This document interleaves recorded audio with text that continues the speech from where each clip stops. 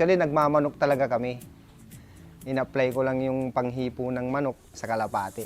Yung apple body, yung malapad na magaan, parang ganun po. Tapos yung mga sipit-sipitan, katulad din dun sa manok kasi pag yung malapak yung sipit-sipitan, parang mahinang pumalo, mag ganun. Pero pag yung dikit, parang super yun na pumalo pag sa manok. Ganun din po sa ibon, in-apply ko din yun. Sa ngayon, ang gamit kong linyada, itong 2 beses akong nag-overall. Una nung nakaraan din yung DR sa PPC rin, isang club din yun. 5th overall din. Ang tatay nun, Taiwan. Ang mother side naman niya is Vandenbroek. Galing kay Doraemon Loop ng Sampabyan. Bayaw, shoutout sa'yo. Thank you.